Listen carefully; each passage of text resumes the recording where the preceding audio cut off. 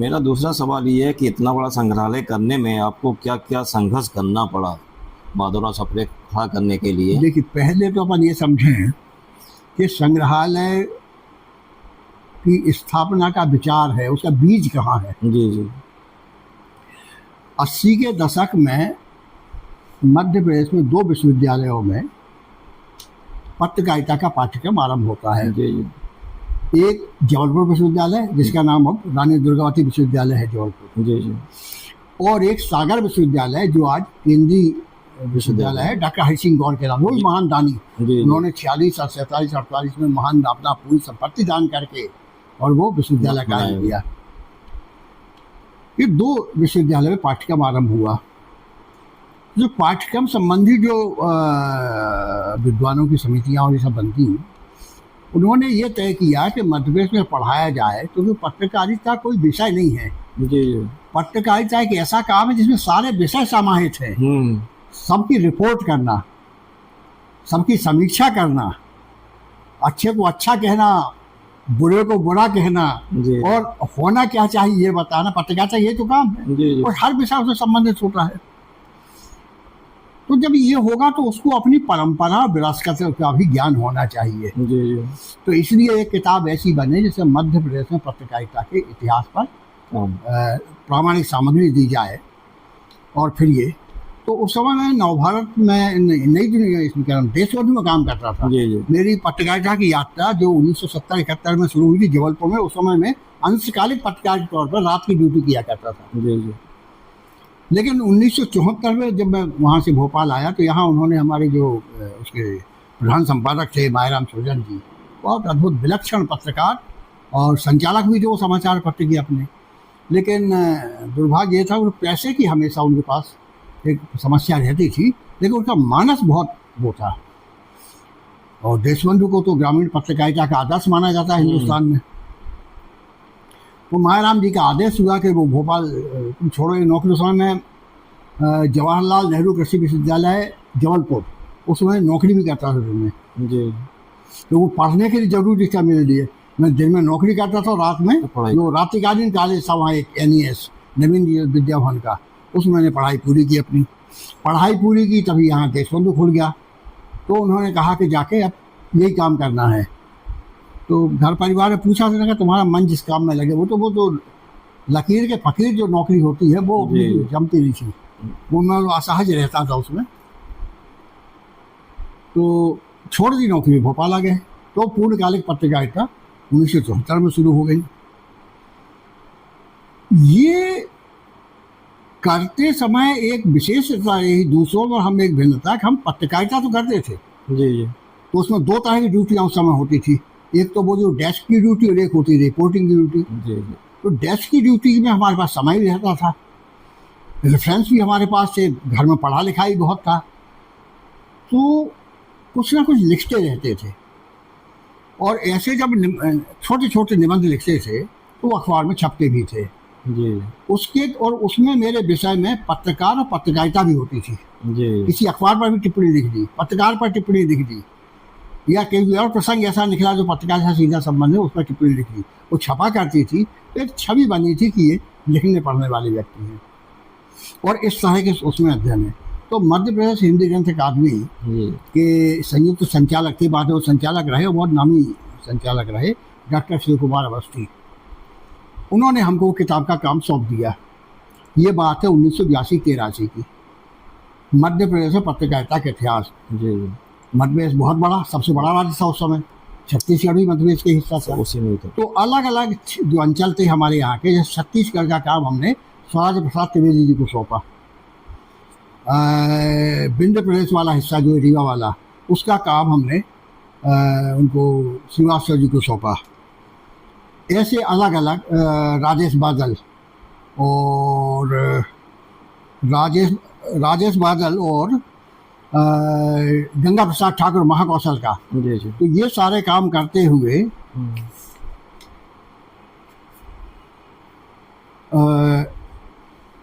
जब पूरी हो गई किताब, एक हिस्सा हमने उसमें दिया अपना ग्वालियर वाला हिस्सा, और दूसरा इसको संपादन हमको करना था जिसमें कि वो तालमेल बना रहे, लय बनी रहे। किताब जब पूरी हुई तो इसकी जैसे कि प्रति परीक्षण क्रॉस वेरिफिकेशन के लिए पूरे प्रदेश भर के केंद्रों का दौरा किया। उस दौरा करने में एक बात ये समझ में आई कि ये जो सामग्री है ये नष्ट हो रही है। जी और ऐसे एक परम विद्वान पंडित रामेश्वर गुरु जो गणित के बहुत ही नामी प्रतिष्ठित अध्यापक थे, अंग्रेजी के बहुत अच्छे पत्रकार थे, हिंदी के बहुत अच्छे साहित्यकार थे और समाज सेवी भी थे। उन्हें लोग जबलपुर में लिविंग एनसाइक्लोपीडिया ऑफ जबलपुर कहते थे। उनके घर में सबसे ज़्यादा सामग्री थी।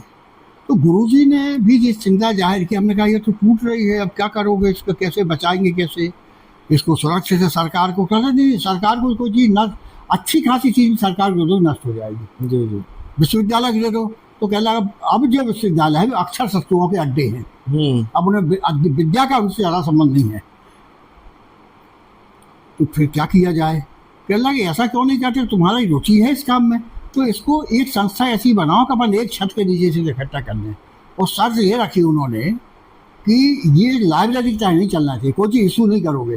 तो बड़े मज़े में वो सुनाते थे कि वे लोग मूर्ख होते हैं जो अपनी किताब किसी को पढ़ने के लिए देते हैं, और ये महामूर्ख होते हैं जो पढ़ के लौटा देते हैं। और कहला विश्वविद्यालयों की बड़ी समृद्ध पुस्तकालय हुआ करते थे, ये सब तबाह हो गया इसी में, जिसके हाथ जो लगा वो ले गया। बहुत मामूली पैसा दे के मतलब खत्म हो जाता था। पुरानी किताब थी, किताब बड़ी महत्वपूर्ण थी, लेकिन उसकी कीमत थी 4.5 रुपया, तो उन्हें जमा कर लो। यही हो ही रहा है सर, पुरानी किताबों में यही हो रहा है। तो ये हो गया, तो ऐसा नहीं होना चाहिए। तो उनका फिर तो एक सवाल उन्होंने पूछा, वो नाम लेते थे हमारा, हमसे बड़े थे, बहुत बड़े थे, हम बड़ी इज्जत करते थे, चरण छूते थे उनके। कहते हैं भैया ये बताओ तुम्हें लोकप्रिय होने की बीमारी तो नहीं है? अच्छा अच्छा। हाँ। तो मैंने कहा ये कुछ पहेली नुमा बात होगी, आप सीधी बात पूछो। कहते देखो आप ये लोकप्रिय होने की बीमारी होगी तो कोई नहीं मांगा हम 2 दिन लौटा दे दोगे, और बीमारी नहीं होगी तो कह दोगे नहीं आप यहीं बैठ के पढ़ लो। तो मैंने कहा नहीं है बीमारी। कहला फिर तो काम शुरू कर दो। तो काम शुरू हो गया 1983 के आखिर तक तो काम शुरू कर चुके थे।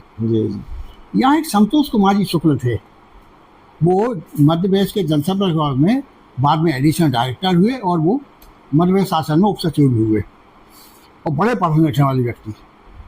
उन्होंने माधवराव सप्रे का बहुत अध्ययन किया था क्योंकि रायपुर में रहे थे वो, उनका पोस्टिंग हुई जब। तो ऐसे ही बैठे थे, वो इस काम में रुचि ले रहे थे, एक वो और एक शंभू दयाल गुरु। शंभू दयाल गुरु जी वो व्यक्ति थे जो यहाँ मध्य प्रदेश में गजेटियर विभाग के और इसके डायरेक्टर रहे वो, और अभिलेखागार के भी डायरेक्टर रहे, रिटायर उसी पद से हुए। ये लोग बड़ी बारीकी से नज़र रख रहे थे और सलाह भी देते थे। तो एक दिन ऐसे ही बैठे 2-3 लोग, तो शुक्ला जी बोले कि देखो भाई, माखनलाल चतुर्वेदी के नाम पर बहुत सारी जगह विश्वविद्यालय नहीं बना था, फिर उनके नाम पर संस्थाएं बनी हैं। जबलपुर में एक पूरा कम्युनिटी हॉल उनके नाम पे है, कॉलेज उनके नाम पे है, स्कूल उनके नाम पर है। उन्हें बाद में साहित्य अकादमी का पहला पुरस्कार ही उनको मिला था हिंदी का, पद्म भूषण मिला उनको। और थे भी महान व्यक्ति थे, महान संपादक, महान चिंतक, महान कवि। और द्वारका प्रसाद मिश्र के नाम पे भी बहुत सब जानते हैं उन्हें, वो मुख्यमंत्री मध्य प्रदेश के। श्री शारदा, लोकमत और सारथी जैसे 3 पत्र के संपादक रहे वो। लेकिन इन दोनों को जिसने बनाया था उसके नाम पे कुछ नहीं है। अच्छा। तो मैंने कहा बनाया था क्या मतलब है? कहला यदि माधवराव सप्रे नहीं होते तो माखनलाल चतुर्वेदी नहीं होते। वो अध्यापक थे, अध्यापक में रहकर तो कविता लिखते रहते, लेकिन जो एक विराट व्यक्तित्व माखनलाल का बना वो माधवराव सप्रे की देन है, ये उनके शिष्य। द्वारका प्रसाद मिश्र भी द्वारका प्रसाद मिश्र बने क्योंकि वो माधवराव सप्रे के शिष्य थे। फिर उन्होंने कहा कि दोनों ये वो महान व्यक्ति हैं, लेकिन दोनों का ये मानना है कि सप्रे जी उनके गुरु नहीं है, सप्रे जी उनके भगवान हैं।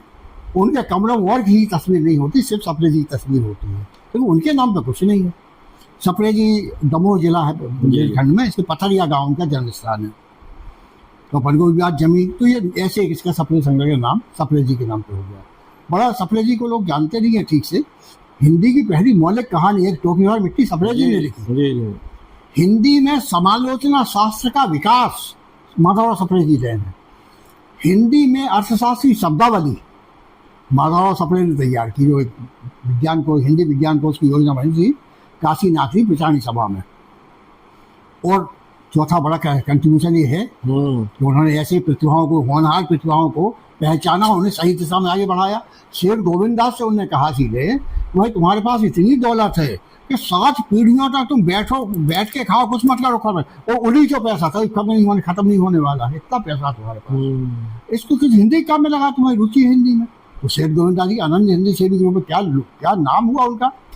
मावली प्रसाद श्रीवास्तव और भी लोग हैं उनके, पत्रकारिता में और साहित्य में, सब में जिनको उन्होंने आगे बढ़ाया, तो उनके नाम पर ये संस्थान का हुआ।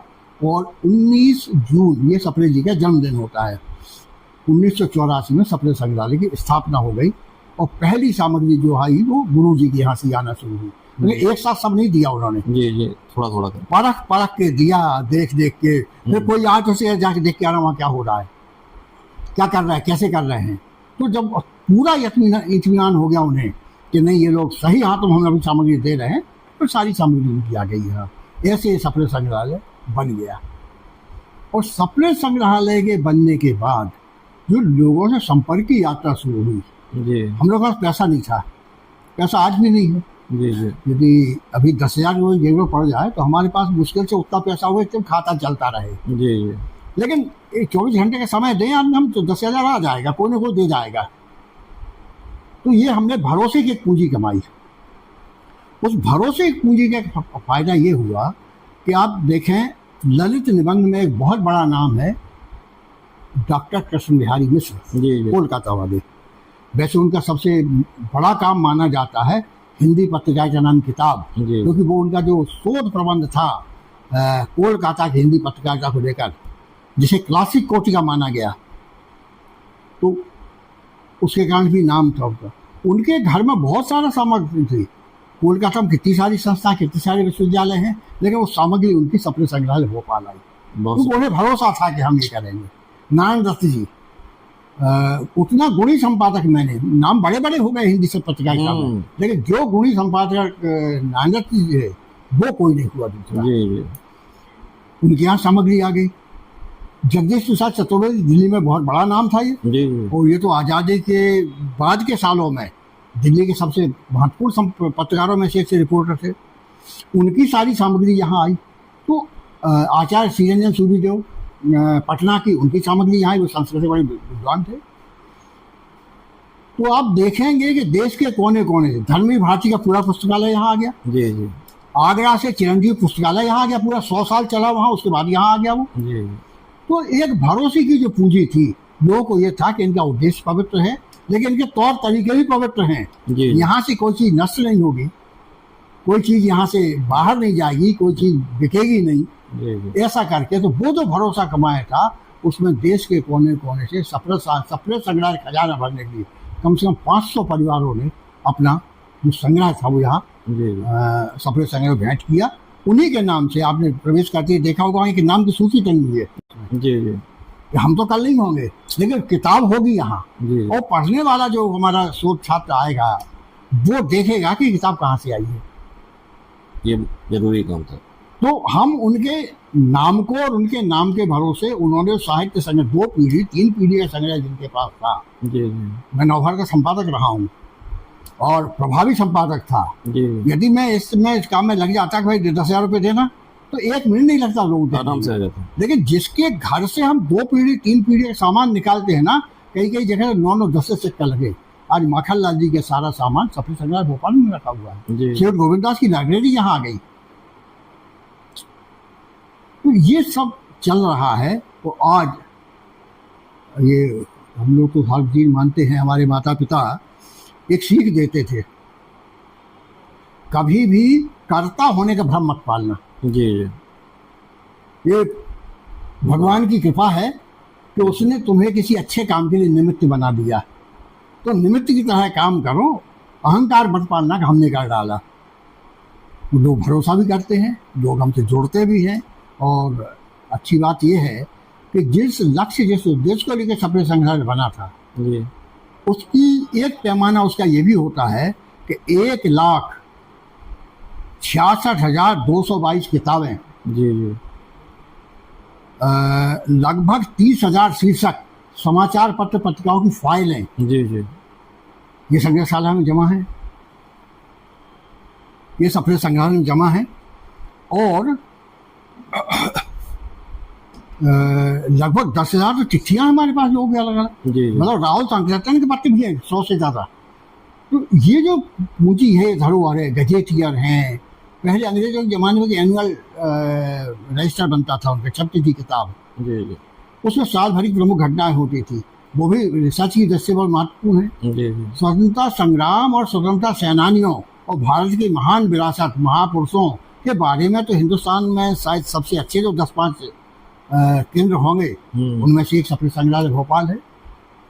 उर्दू का बहुत बड़ा जी। संग्रह हमारे पास है। उर्दू के संग्रह में हम लोग कहें दुनिया के 10 संस्थाएं यदि गिनी जाएंगी तो एक सफेद संग्रहालय भी होगा। हमने जितना अभी तक देखा मुझे सबसे बेहतर लगा अभी ये। और आप इससे भी देखें दस्तावेजों की सुरक्षा से, एक भोपाल रियासत को, भोपाल का नवाब बड़ा चालाक था, उसकी इच्छा ये थी कि पाकिस्तान और भारत दोनों को बेवकूफ़ बनाते हुए वो अपना यहाँ स्वतंत्र अपना देश रखे भारत, भोपाल। इसी इसका भोपाल रियासत का विलय 1949 की 1 जून को हुआ। 15 अगस्त 1947 को यहाँ तिरंगा झंडा केवल जुमेराती जब सरकार पोस्ट ऑफिस में कराया गया, वो भारत सरकार की संस्था थी। वो उस दौर में विलीनीकरण आंदोलन हुआ, तो बोरास घाट में नर्मदा के मेले के समय मकर संक्रांति के लोग सभा कर रहे थे विलीनीकरण पक्ष में, गोली चली, 4 लोग वहीं मर गए, कई घायल हुए, 1-2 लोग बाद में मरे उसमें घायल लोगों में से। उसका वृत्तांत, उसकी खबर दिल्ली कैसे पहुंचे, तो यहाँ एक बालकृष्ण गुप्ता जी थे, उस समय कांग्रेस के नेता थे, बाद वो कम्युनिस्ट पार्टी के नेता हो गए थे। और वो नई राह नाम का एक अखबार था, उसमें उसके टोली में सदस्य भी थे वो। तो उन्होंने तैर के नर्मदा पार की, तो इस पार था भोपाल रियासत जो हमारा बोरास घाट है, और नर्मदा उस पार छिकौली गांव, वो आज़ाद भारत, उस समय होशंगाबाद जिला था वो। तो नदी पार करके वो 25 किलोमीटर वहाँ से पैदल चल के गए गाठरवाड़ा। वहाँ के तार घर से उन्होंने जगदीश प्रसाद चतुर्वेदी को, ये सरदार पटेल के बड़े पसंदीदा वो थे, तो वहाँ टेलीग्राम उनको किया कि ऐसा ऐसा हो गया है। और सरदार पटेल ने उसके बाद ये तय कर लिया कि नहीं अब ये नवाब को ठीक ही करना है। तो फिर जरा कड़ाई बढ़ती तो नवाब ने घुटने टेक दी और एक उनको यहाँ विनय हो गया। वो टेलीग्राम हमको जगदीश प्रसाद चतुर्वेदी रिकॉर्ड में मिला कि कोई सामान यहाँ आ गया। तो जब वो बिल्कुल बेचारे बहुत आसक्त हो गए थे, एक तरह से कहना चाहिए अंतिम आखिरी समय था उनका, हमने वो टेलीग्राम की एक बड़ी फोटो बनवाई, उसमें नीचे बाटन गुप्ता लिखा हुआ था, और हमने उनको जाके भेंट कर दी। उसके आंसू बहने लगे, वो कहने लगे आज तो मुझे वो सारा दृश्य याद आ गया, कैसा हो रहा था, बोरास पे कैसी भगदड़ मची थी, पुलिस ने कैसे गोली चलाई, ने चेतावनी दी, ना किसी को हटाया, ना सभा रोकी, बस सीधे गोली चला दी। और कहने लगे ये तो हमारा एक बड़ा भारी प्रमाण, हमें पता ही याद ही नहीं रह गया था कि ये भी हमने भेजा था, कापी तो होती नहीं थी उसकी। तो वो उनके सिराने उन्हें रख लिया था उसको। ऐसे अनेक दस्तावेज है जो लोगों को यहाँ मिल जाते हैं। फिर जब विद्यार्थी, जैसे एक जापान की लड़की थी, उससे भारत में स्त्री चेतना और इसका अध्ययन करना था उसे महिला पत्रिकाओं के विशेष संदर्भ में। तो उसी जिन पत्रिकाओं तरह से वो गई, काशी गई, प्रयाग गई, नहीं मिला उसको, जो निराश हो गई, वो दिल्ली यूनिवर्सिटी में उसे अपने आप को पंजीयन करवा था। उसे यह लगा कि अब यहाँ से वापस जा रहा, अब दूसरा विषय लेके वहीं करेंगे पीएचडी। तो अच्छा, नए उम्र के बच्चों की दोस्ती बड़ी जल्दी होती है, तो 20-25 दोस्त बन गए थे वहाँ दिल्ली यूनिवर्सिटी में। उन्होंने कहा भाई इसको अपन पार्टी देते हैं अब ये जाने वाली 2-3 दिन में। तो बैठे पार्टी के दिल्ली के काफ़ी हाउस में। संयोग से इंडिया टुडे का काफी हाउस तो बैठक भी अड्डे होते, कुछ नाश्ता पानी के थोड़ी अड्डे होते हैं। तो अखबार या पत्रिका पड़ी रहती, लोग पढ़ते रहते हैं। तो इंडिया टुडे का एक अंक वहाँ, तो अंग्रेजी का इंडिया टुडे था वो, उसमें 2 पेज सेंटर स्प्रेड सफेद संग्रहालय पर एक फीचर छपा था। अच्छा। वो इन 4-5 भाषाओं में निकलता इंडिया टुडे, हिंदी ये सब। तो उसने वो देखा, तो उसको जो बीच में वो हाईलाइट के लिए बॉक्स बनाते हैं, उसमें उसने देखा 30 नंबर उसे गृहलक्ष्मी का नाम मिल गया। तो उसने कहा यही तो हमें चाहिए था। तो उसने पूरा पढ़ा कि गृहलक्ष्मी क्यों लिखा है इसमें। जब पढ़ा तो उसने कहा भाई अब ये पार्टी तो कर ली अपन ने विदाई की, हम जा नहीं रहे, इसी चीज का बिल भी हम दे रहे हैं और हम जापान नहीं जा रहे हैं, हम भोपाल जा रहे हैं। जी। उसने 2-3 महीने बढ़िया काम किया, सारे नोट किए, फटाफट उसे भेज दी उन्हें। तो एक सुकून मिलता है, संतोष होता है कि हम जी। जो जिस लक्ष्य को लेके चले थे वो लक्ष्य सप्रे संग्रहालय काफी हद तक पूरा कर रहा है। जी।